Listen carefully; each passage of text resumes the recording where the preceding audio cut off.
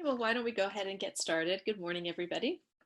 I'm Lydia Chwastiak. I'm a psychiatrist and a professor in the Department of Psychiatry at the University of Washington School of Medicine, and I am one of the co-directors of the Northwest Mental Health Technology Transfer Center. I'd like to welcome everyone to this morning's webinar on behalf of the Northwest MHTTC and also on behalf of our partner in this webinar series, the Behavioral Health Institute at Harborview. This is the fourth webinar in our series that aims to support community-based behavioral health providers in Washington in their implementation of telehealth services. We appreciate that the capacity to provide effective telehealth treatment has become an urgent issue in the context of the COVID-19 pandemic, and know that there are a lot of questions as organizations are ramping up services on a very accelerated timeline. I'm delighted to welcome our panel back today. It's the same panel we've had over the last 2 weeks, and along with our expert presenter on today's topic of getting started with digital health and safety planning. And just a reminder that we're doing sessions on Wednesdays and Fridays, and the Wednesday sessions will focus on administrative and technical issues, and the Friday sessions will be more clinically oriented. As in the previous sessions, we've structured the hour so that most of the time will be dedicated to Q&A and discussion. So just a word on the next slide about our MHTTC network. This is a national network that is supported by SAMHSA. We can go to the next slide, Gabrielle. This is a national network that's supported by SAMHSA to support the behavioral health workforce to implement evidence-based practices for mental health disorders. Our Northwest MHTTC is based at UW in the Department of Psychiatry, and we provide training and technical assistance to Region 10, which is Alaska, Idaho, Oregon, and Washington. Broadly, our goals of our Northwest MHTTC are on the next slide, and they're to heighten the awareness and knowledge and skills of the behavioral health workforce to address the needs of individuals with serious mental illness, and to accelerate the adoption and implementation of evidence-based practices for serious mental illness across Region 10. On the next slide, just a reminder that it's always our intention to use language that promotes recovery and culturally appropriate terminology.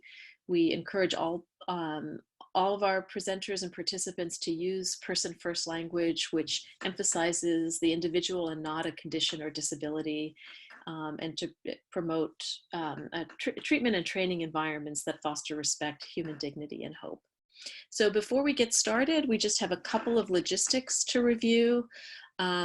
First, there's a chat box. I guess everyone's getting really familiar with Zoom, but there's a chat box that is visible only to our team. And so if you're having any technical difficulties, please chat these into the chat box, and one of our staff will help you troubleshoot any problems.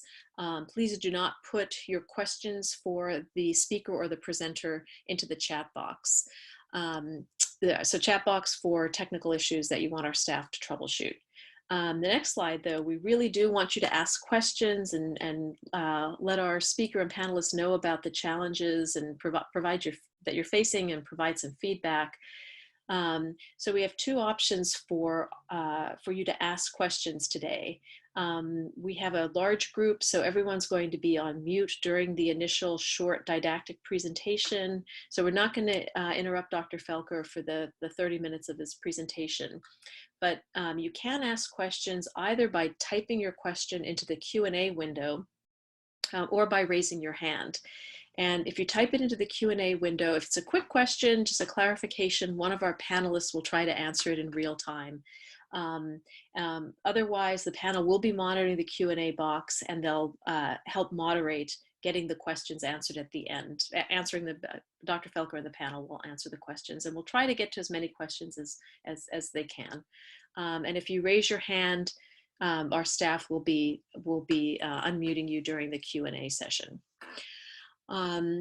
Additionally, our goal is to rapidly incorporate your feedback. So I want to just remind everyone that tell everyone that there's going to be a survey at the end of this event, kind of on the next slide, that our staff will put in a link in the chat box to a survey at the end of the session, and it'd be really helpful.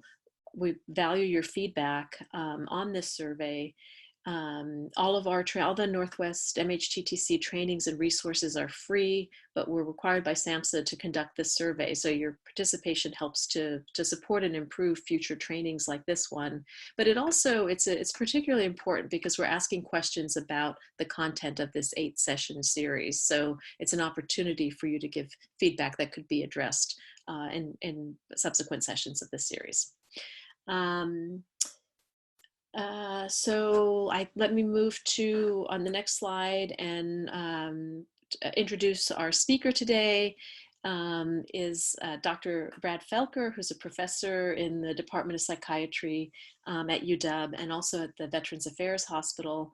Dr. Felker is duly trained in psychiatry and internal medicine, and his career has focused on health services research and integrated care. He's a national expert on telehealth, and he developed and led the telemental health service at the VA Puget Sound. He's trained a generation of UW psychiatry residents and fellows in telemental health. So we're really delighted to have him present on today's topic, and just an acknowledgement of the panelists today. And I'll turn it over right now to Melody McKee from our partner, the Behavioral Health Institute. Good morning, everybody. If we could move to the next slide.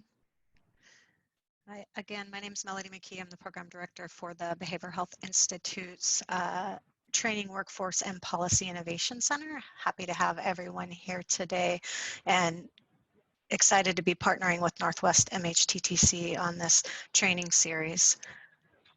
So if we could, we're going to start a poll for you all. Now that you know who we are, we're going to ask a question about where you're coming from, what type of provider. And the list of options is prescribing provider, nurse or other medical worker, behavioral health clinician, therapist, case manager, outreach worker, administrator, tribal behavioral health or tribal health organization, education, school or school-based organization, or clinical supervisor. So far, we're seeing we have quite a few clinicians, administrators, a few clinical supervisors, some people from the education arena, and some tribal behavioral health participation as well. So a good mix of folks on the line today. The total for today is we have our biggest representation is administrator, followed by behavioral health clinician, case manager, outreach worker, clinical supervisor.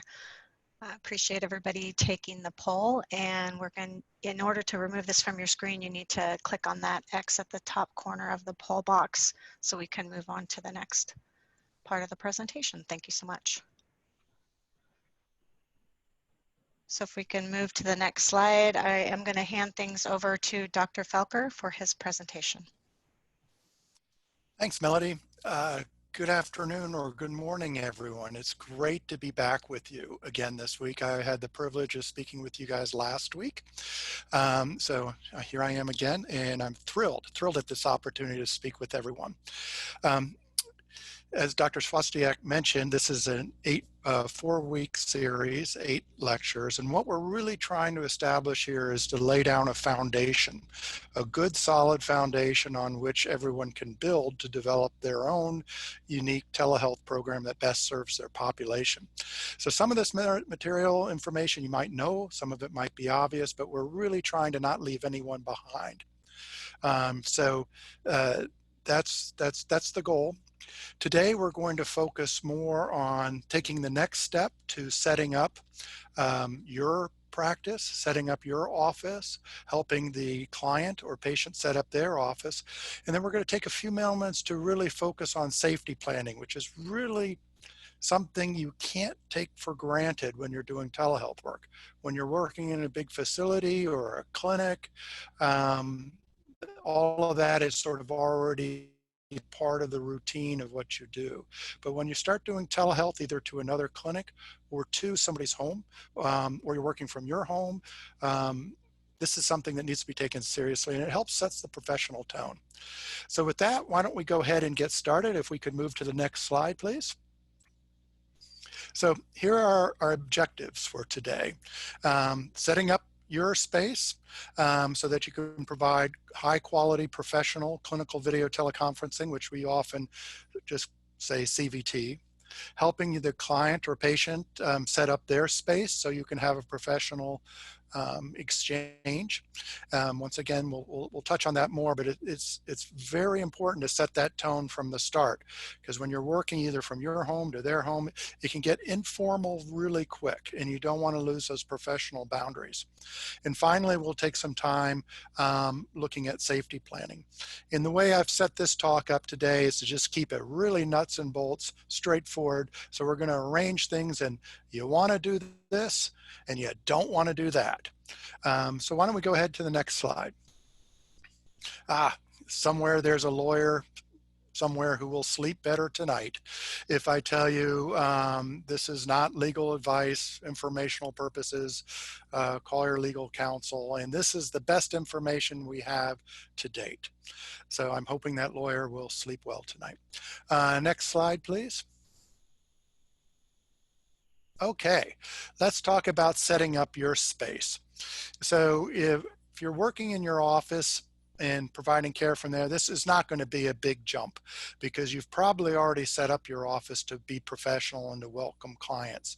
But if you're not working from your office or you're working somewhere else, or it's important to just take a moment and look around and get a good sense of, is this a professional space? Is this a professional environment that you want to project to others? You want to make sure it's quiet. You want to make sure nobody's coming in and out of your session. You want to make sure you can't hear people talking in the other room and so forth, because the sound travels really well.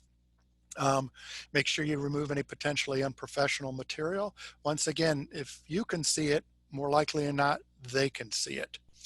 You want to take some time and look at the lighting. You want to make sure you're not backlit. You don't want to be seen as a dark silhouette.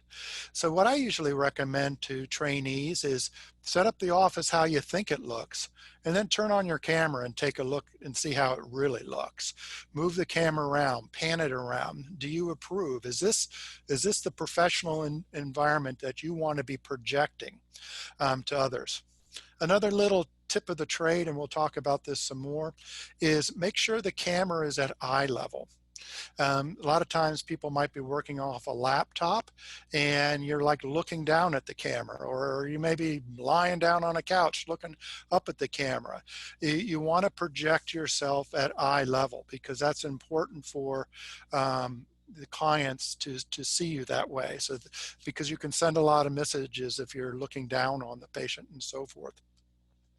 You want to wear very plain, non-suggestive clothes. Be careful of branding and marketing, and there's a term we refer to as telehealth blue. So sort of like a light blue is a real nice outfit to wear, like an Oxford blue or something like that.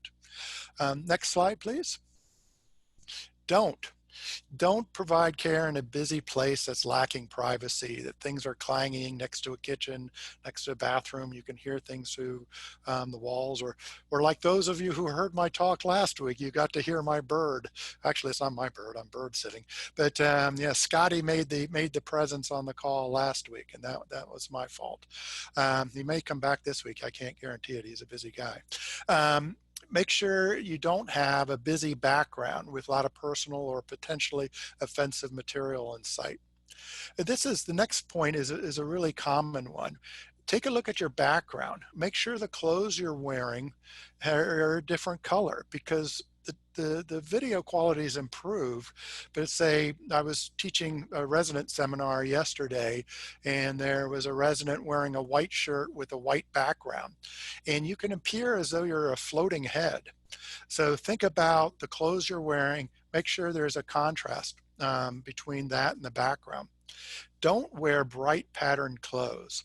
Once again, the quality of the video has improved, but for a long time, if you wore like a check or a stripe, the camera could start scintillating and it can be very distractive. So beware of bright colored patterned clothes. So be boring, dress boring. Here's another tip on the camera. If you're using self-screen, you want to drag the self screen and put it below the camera. And if you can't do that, put the camera, if it's a webcam, slide the camera over the top of your screen. And if you can't do any of those things, move yourself back from the camera. Why am I talking about this? I don't care how humble you are. It's almost impossible not to look at yourself when you're doing a presentation. And the number one, by far and away, the number one complaint from patients is the provider did not make eye contact with the patient. So if your self screen is down in the corner, you're going to end up looking down in the corner and you're not going to be making eye contact.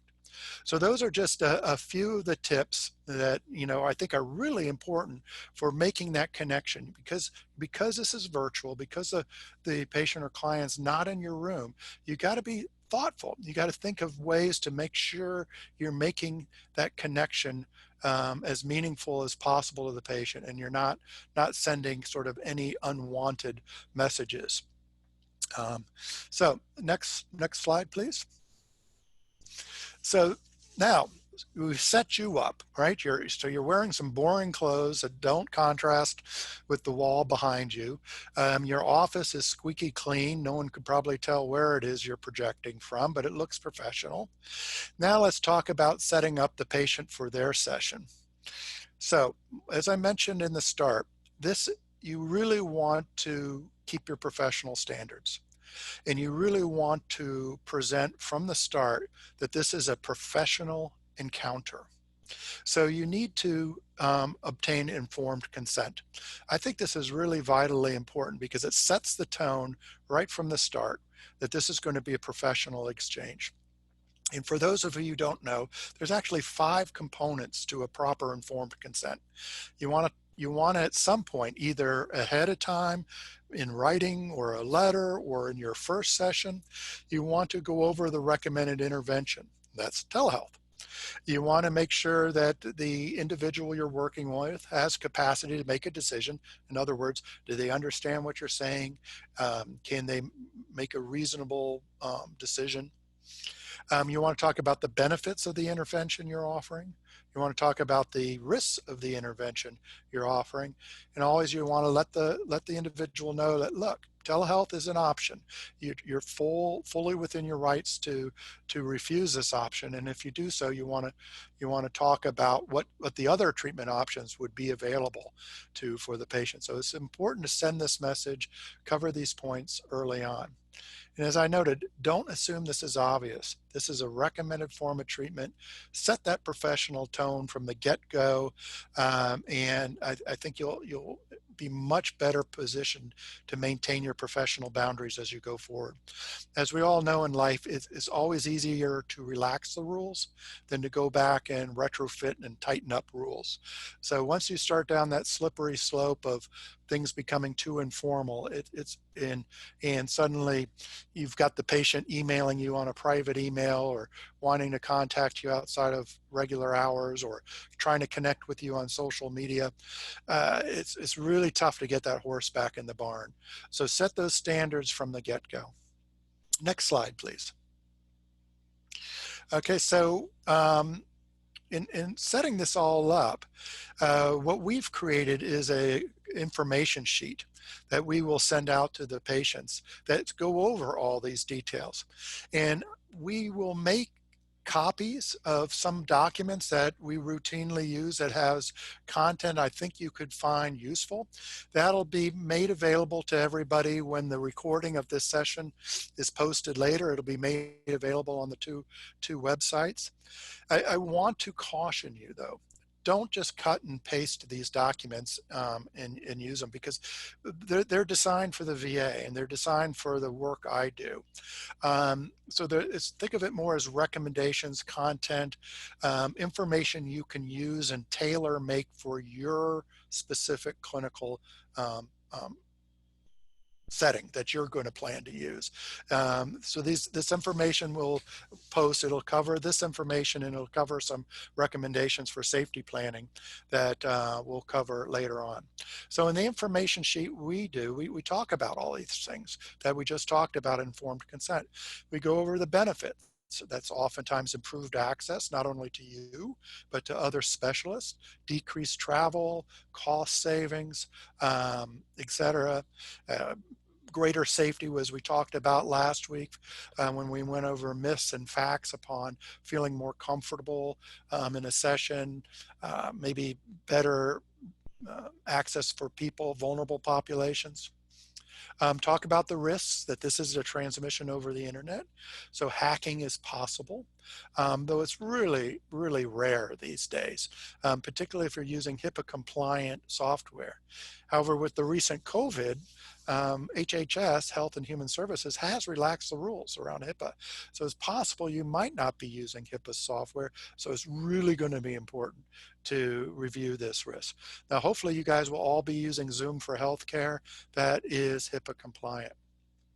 Talk about limits to confidentiality. These are just the routine limits that you go over even if you were doing in-person care, such as, there might be times when you have to release information, and that's no different than usual. We've learned the hard way, let me put it this way, from a lot of our team meetings about it's important to educate, particularly if you're doing home-based care, about making sure you're setting up a professional environment ahead of time. In that if they want a professional product, if they want high quality professional treatment, they need to respect that process and they need to be professional as well. So we expect people, patients, clients to dress appropriately. We expect them not to smoke cigarettes. We expect them not to smoke marijuana. No alcohol, no drugs, none of that takes place in a session. We also expect that they will prepare a confidential space. And if we have concerns, sometimes we'll ask them to pan the room and make sure there's, old Uncle Joe's not lurking in the corner. You want to set boundaries for communications outside of sessions. For example, some of the ways you're connecting with the patient might be using personal emails or professional emails. They're now going to have access to those. And how do you want that professional encounter to move forward? When is it appropriate for them to email you? When is it not? How are you going to respond to those contacts? How are you going to set those boundaries? And then you, as I noted before, you review the option that they can refuse and what their other options are. So this is just the kind of the information, and we will post the content sheet that we use for you. Please don't cut and paste it. It's for your use, but this is just drilling down a little deeper into that informed consent process we use and sort of exploring each of those comments or sections for you. Next slide. Don't forget to document, right? We all know what that means. If you don't document, it never happened. So you want to document that you relayed this information. You want to document that you discussed expected behaviors. You want to document risks, especially if you're not using HIPAA compliant. And you want to document that people did consent to this material. And we have in some of the documents that I will be posting, we have, like I said, we have the information sheet we send out to people, but then we have, I'll post some copies of what we actually cut and paste into the note, because we use an EMR, electronic medical record, but I'll post some verbiage that we actually cut and paste that we use as a header for a lot of our notes, and you'll have access to that and see how we document this important material. Next slide, please. All right, so we're rolling along. You're about ready to connect with the patient. You've set yourself up to be boring in a boring office. You know the technology works. You've reached out to the patient. You've gone over informed consent. They know what to expect. They know this is going to be a professional experience. Now it's time to think about your first session with them. So here's some more information you want to get from the start. Okay, so you could be working to a clinic. providing care to a clinic, you could be providing care to their home. It's really important that you, once again, know exactly the location of the patient during the planned session. And we'll go over why this is so important when we talk about safety planning. Right from the start, at the start of your session, you want to know what is a good backup phone number in case the clinical video telehealth session fails. Another thing, particularly if you're doing home base, don't assume they're in the same place every session, especially if you're providing home care. And sometimes in a clinic, patients move around. They might have a different nurse. They might have a different person sitting them in a room. They might be in a different part of the building. You need to know this information for a start. So right at the start of each session, hey, where are you today? What's your address? Great. If this session fails, what's a good number for me to reach you? Because then that rolls right into your non-emergent backup plan. What do you think about this ahead of time? If the video fails and the session closes, how are you going to reconnect? And you talk to that individual about that, and they're going to be anxious about this too. And so this is sort of, you get two victories out of talking about this information. One, you got a good sound backup plan, but two, you're also addressing their anxieties about tech and virtual care, especially if this is new to them. It's showing that you've thought this through, you got a plan, it's all going to be okay. If it doesn't work, what are you going to do? How are you going to connect? And once again, we put this information into the header. We have a simple template we use. And so at the start of the session, you can just update it as you go along. Next slide, please. There we go. Great. So setting up the patient once again. So we've talked about some do's, some don'ts. Don't lose control of your boundaries. I know I'm sounding like a broken record, but it's a slippery slope with virtual care. Be really careful about letting out personal emails or phones for use in communication. Think about, what is your plan? How are you going to, they can't, call, do you have them call the clinic? If you're working from home, how are they going to call you? What's your expected return response rate to phones? What type, if they're going to be using email, what type of material is expected, appropriate to exchange in an email? Same with the phone. So think about this ahead of time and caution them on what's appropriate, what's not appropriate, and what time frame you'll get back to them. Remind them that you were not going to record the session. You will not. That's an important point. I should have highlighted that earlier. You're not recording it, and you don't want them to record the session either. Okay, let's be a little reality based here.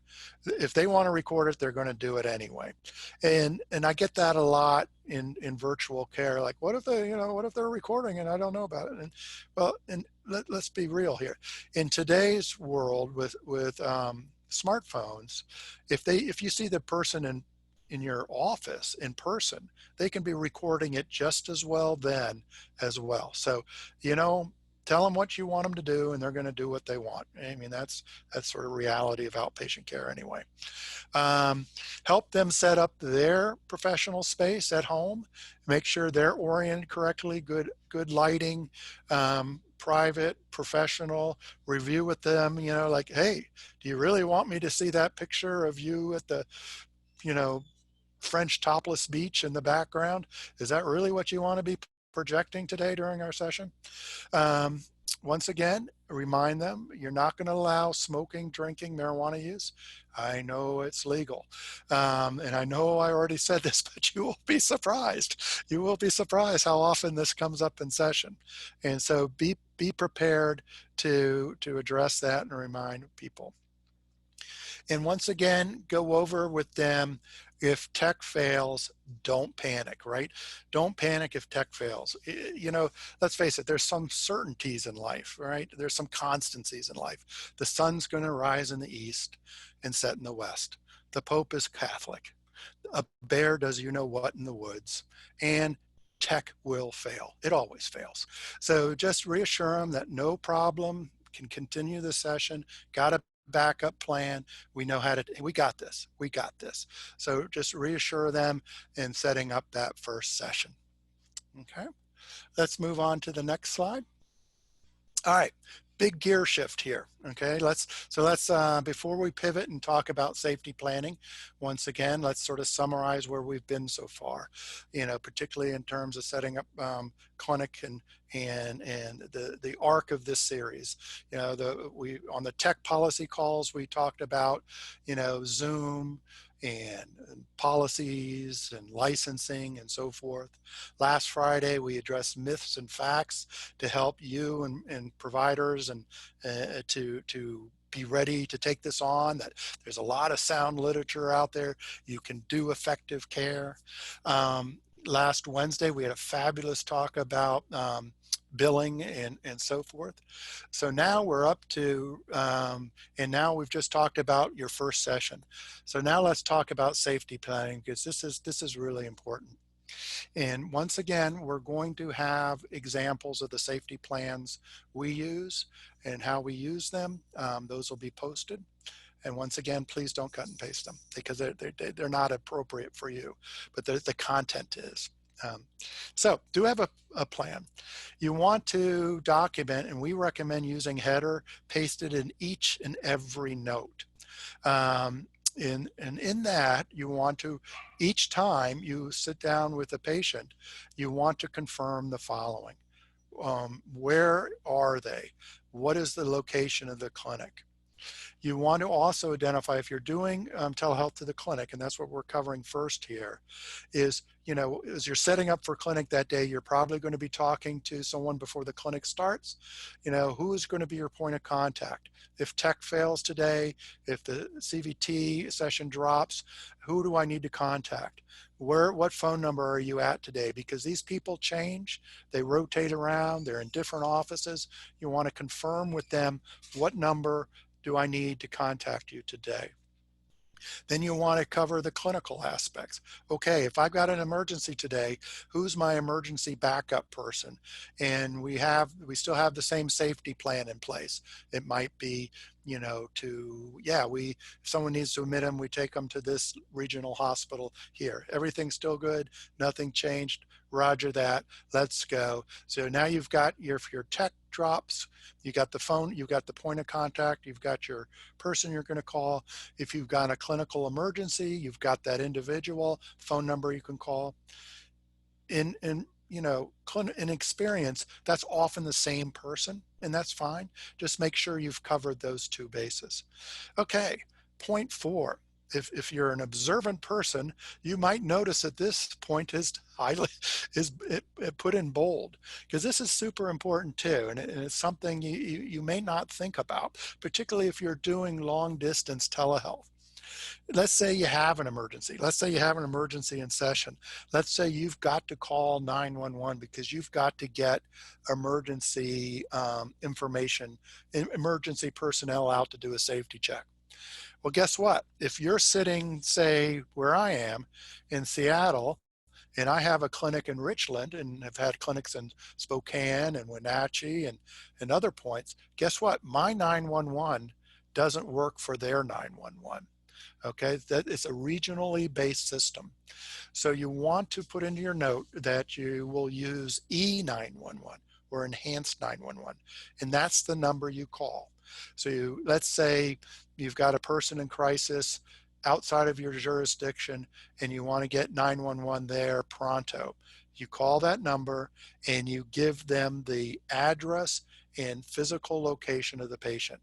This is why I keep hammering on the point of why it's so important to always know where your patient is or client is during the session, because in a case of emergency and you've got to direct somebody to them, you need to know where they are.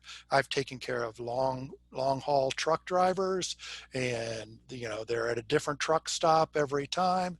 I've taken care of people. We're not allowed to provide care into Canada, so a lot of times veterans I care for have to drive across the border, and they're at some Denny's or fast food parking lot, I need to know where they are and as specific as possible. Yeah, I need to know what parking lot they are, because this is why. In case of emergency, you need to be able to direct someone to find them. Finally, in your documentation, you want to document your location and number. And we talked about why you never want to assume last week. And once again, don't assume numbers are static. Phone numbers change, clinics change, everything's changed. So you want to test these numbers on a regular basis. I put little reminders in file to check these numbers on a regular basis. So like every 3 months, I'll have a calendar thing, double check your phone numbers. And so I do that. Finally, make sure, and I touched on this earlier, what's your clinic plan if you have to admit somebody? If you're working in a small clinic or what, you want, and you don't need to document this, but you want to know, if I need to admit somebody out of this place, how are we going to do it? Who do I call? Where are they going? So on and so forth. Okay, a lot of information to throw at you there, but I think it really is critically important if you want to provide safe and professional care. Next slide, please. There we go. So some of this we've already touched base on, but just to be redundant. So if you're providing care in the home, we have templates for that too that are different from the clinic. We'll post. We once again post a header in there that has all that information that we've just gone over. I'm not going to drag you through it again. You guys are all grown up, smart people. But there are a few little differences this time. Once again, location of the patient. But sometimes this is ideal. Oftentimes it's not reality based. I understand that. But we like to know that if you're doing home-based care, we always like to check, is there, if there is an emergency, is there a family member we can contact, or a friend who can come sit with you? Were they willing to do that? And if so, who are they? And what's their phone number whereby we can contact them? I don't know what the percent rate of getting people to do that is, but it's higher than you think. A lot of people say, yeah, my partner is sitting in the other room and this is how you reach them. Or my next door neighbor is really concerned about me and took the guns out of my house last week and is willing to help me out. And here's a number. Use the E911 number. We're not going to go over that again. Document where you are, because you might be moving around. I have an old boat. I have this fantasy at some point of being able to provide clinical care from my boat. Haven't gotten there yet, but everyone, you got to have goals in life, right? And then don'ts. Don't forget to have an idea of the local resources available around that home-based care. Just spend maybe a little time exploring community resources, getting to know kind of what's available in that area in case you need to access them. So there's just some more important points on safety planning. Next slide. So we've covered how to set up you in your office. We've covered how to set up your client in their office, and we've covered now safety planning, and we'll have material available for all of this. So why don't we shift over to a discussion and question and answer period so that we have plenty of time to address any questions or concerns, because I threw a ton of important material at you today. I know it was a lot and I apologize, but once again, we really want to lay this foundation down so that you've got a good solid foundation on which to build your own unique telemental health program. So I'll be quiet now and we'll take questions. So I'll just read this question as it came in from Carly Van Hoffman. Do you have any recommendations on how to obtain a consent for services or an ROI when providing telehealth, i.e. when doing an intake assessment via telehealth? Is verbal consent sufficient? Would an electronic signature via Adobe be permissible? Thank you, she says. That's probably going to be facility or clinic specific. So I would talk with your clinic administrators or leadership on how they want that documented. In the VA, it's been a moving target. You know, at first it had to be a wet signature. And then that people realized, oh, well, that's ridiculous. So then we moved to, because we weren't getting any of them. Quite frankly, we'd mail them out and no one returned them. So then we tried to move to electronic signatures through what we have as a secure email system. And that still was clunky. And finally, we just threw up our hands and we got permission to do this verbally. So verbally, we go over in the first session all that informed consent material. So I would defer this point to how your clinic wants to specifically handle these matters. And I'll just jump in there that I think that if you look at the HCA frequently asked questions, they do address this. I believe, don't quote me, but I believe that they have addressed that in a similar way, that that verbal consent might be sufficient, but they want to get a follow-up as soon as you can, a written consent, which would be maybe the next time you see the patient in person, or you could send a follow-up, you know, snail mail or a DocuSign if you use that. So have a look at the HCA FAQs. I think that would be some good guidance as well. Cara, we do have a raised hand. So it's from Cheryl Hartman. So I'm going to unmute you, Cheryl, so you can ask your question. I go by Sherry Hartman. I'm in Roanoke, Virginia, and the administrator for the office-based opioid treatment program. We have a lot of telehealth that we're undertaking right now, and we do offer group therapy using technology. And I wondered, you know, it's hard when you've got a group of 8 people. We have pretty good participation, but covering all of these bases for group sessions is daunting. And I wondered if you had any tips on that. That's a great question, Sherry. And we're hoping to have one of these sessions coming up on how to set up groups. To answer your question, we send that information content sheet out to everyone ahead of time. We review it in the first group session, and we try to, you know, take questions sort of as if there's a lot of questions and concerns, we try to address them ahead of time. And Sherry, I must say, I love digital health because actually trained at the University of Virginia and got my clinical start at the VA in Roanoke, and lived in Salem, Roanoke for several years before getting recruited to come out here. So Roanoke, the Star City, is near and dear to me. I think we had either a follow-up question or a question that came through when you were answering the previous question. Could you accept an ROI via text that you witnessed and sign on CVT? And I'll defer to Brad, but I'm kind of thinking that that might be an organization-specific question and answer. Concur with Cara there.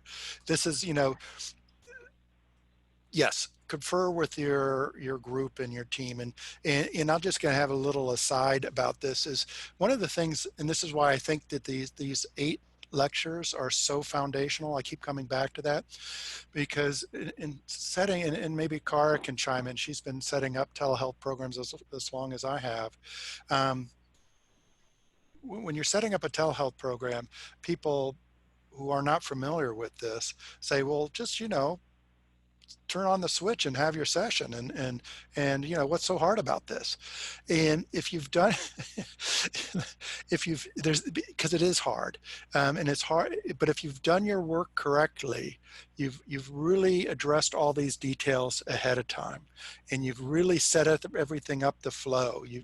You've thought about consenting, you've thought about scheduling, you've thought about boundaries, you've thought about tech, you've thought about tech support, you've thought about bandwidth, you've thought about composition of your team, you've thought about services you want to provide. And if you've done all that correctly, when you sit the provider down with the patient and do throw that switch and connect, it looks seamless. And for people who don't set up and run these programs, they go, what's so hard about that? that was easy. And but it's really, it's this upfront work, and that's why I think these sessions are so important to think about, because once you're up and running, you know, it can get real glitchy, and then you can lose rapport, and you can lose confidence of your providers, you can lose confidence and rapport with the patients. So try and think this stuff through ahead of time. So I did a long-winded answer there to go back and talk with how your admin people want to handle this. Yeah, and I will take that as a segue to put in a plug for next Wednesday's session, which is very focused on setting up the very specific workflow for doing telehealth. So I encourage you all to join. We're going to talk about some of the things that Brad touched on here today, but Jennifer Erickson, who's been involved at the UW in setting up telehealth programs and telepsychiatry, is going to go through a real detailed step-by-step. So encourage you to join that. Let's see. There's another question. If I were talking to someone who is in their home versus my office, how would I have any right to tell someone that they cannot consume any substance, especially a legal one? I personally would feel uncomfortable, especially I'm working from a harm reduction modality. Good question. And I would, once again, I really try to think of this as a professional space.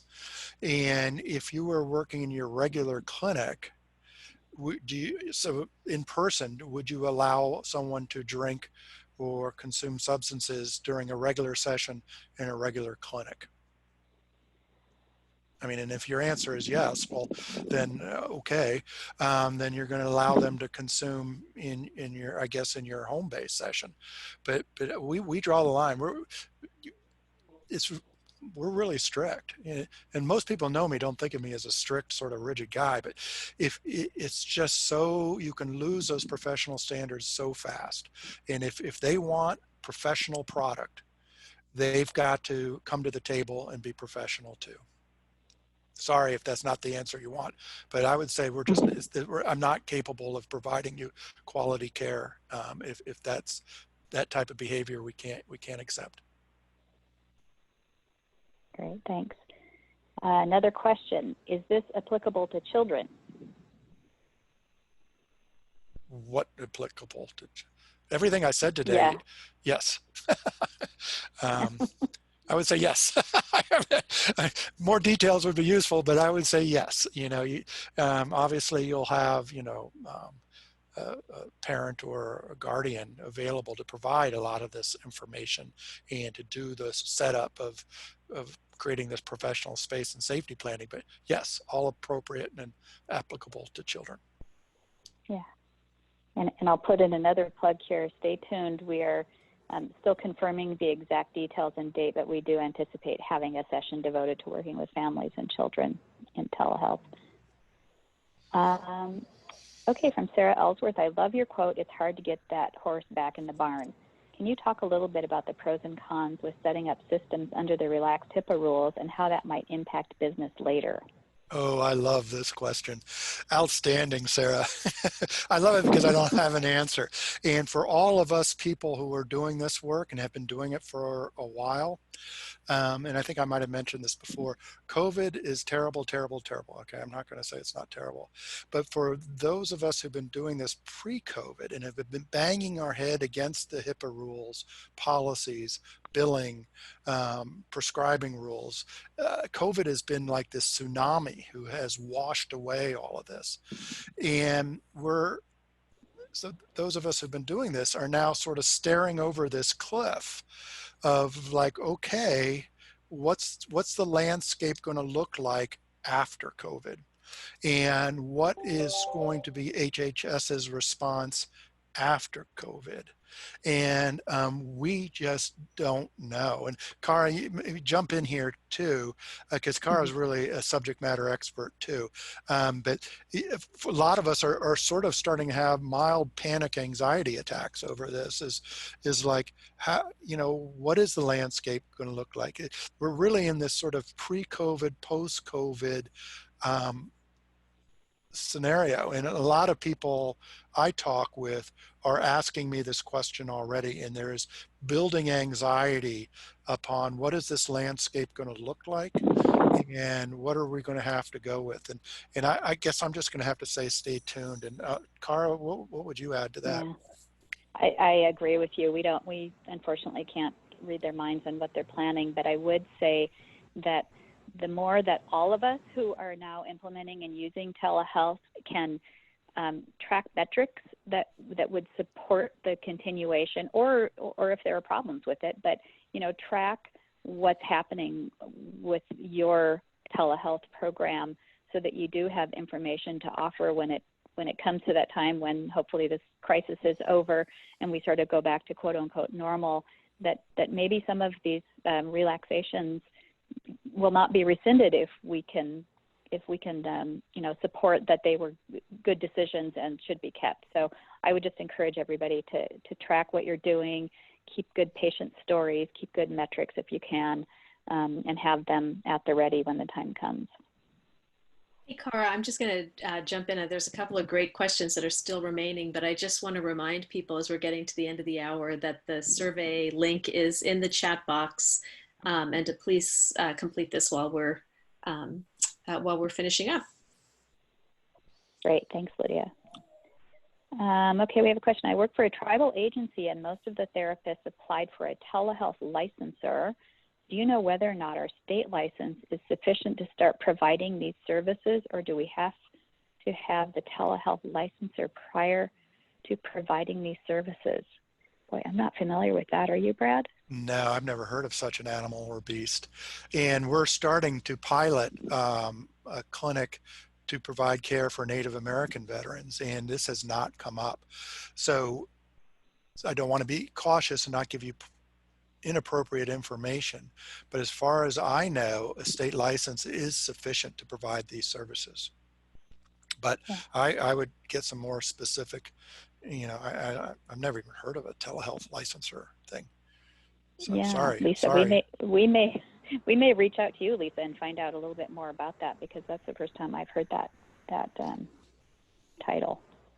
I can take this next question, Cara, because I said Go for it. They're asking, why would you not want to record a session? You can record sessions. I'm sorry if I misspoke. Sure, you can record sessions, but you want to make sure that you've got permission from the client or patient, and that they're fully aware you're recording the session. So for training purposes, you can record sessions. There might be other reasons you can record sessions. There's no reason or rule that says you can't record a session, but if you're going to do so, you better make darn sure that the patient or client is aware and has consented, and you document it. Yeah, and I would also say check with your HIPAA compliance folks, because once you record something, that becomes part of the medical record, and so you want to, have a plan for where is that going to be stored, how long does it need to be stored, all that kind of stuff. And then I think this will be the final question, and then it's the only one left. So question was about using strategies to manage safety planning with telegroup therapy, getting updated info from patients on location, emergency contact info at each session when you have 8 patients logged on. So I think, as I'm looking at these questions and posed to our panel, I think it would be good. Our panel has been discussing kind of other future talks, and I'm starting to think it might be a good idea to have some of our subject matter experts around groups come give a talk. I do know that I don't run a lot of groups myself, but the group leaders that I do know, they try to get that information ahead of time. So they'll have time set up before the actual group sets up, where they will get that material and get it all documented. So, but I'm starting to think it might, because several group questions came up, and group is, as we all know, group is a very powerful therapeutic tool, and you can be very successful with groups doing tele. And it might be a good idea. I'll put it out to the audience. If you guys think it would be worth your while and you would have an interest in groups, let us know, and we can bring in a subject matter expert to set up one of these sessions just on group therapies. Great, Brad. Well, thanks so much. And Cara, for your great work. Appreciate the comment about group sessions. I think there are also a lot of questions, kind of what we're hearing about from providers who are actually clinicians who are working in outreach capacity, where there's not really in-clinic visits, and kind of thinking about some of the challenges. So I think some of the harm reduction questions may have related to that. So definitely want to be thinking about more information on these special populations. Also appreciate the chat information about the telehealth certification as opposed to a telehealth licensor, but we definitely can do some legwork to find out about certification and licensing and those questions. So just a reminder about the Northwest MHTTC as a resource. Please come visit us online at www.mhttcnetwork.org/Northwest. You can also follow us on social media or email us at northwest@mhttcnetwork.org. Come to our website to find out about upcoming trainings and new online trainings, resources, and research updates. Reminder that we'll be back together again next Wednesday at 2 o'clock for our next session in this 8-webinar series. And really just want to thank our wonderful presenter, Dr. Felker, and the panelists for fielding all of these questions. We will be posting the slides and the recording, and also a frequently asked questions sheet with the answer. And we'll try to get to the questions that you guys have all chatted into that we haven't gotten to today. So thanks again, everyone, for your participation today.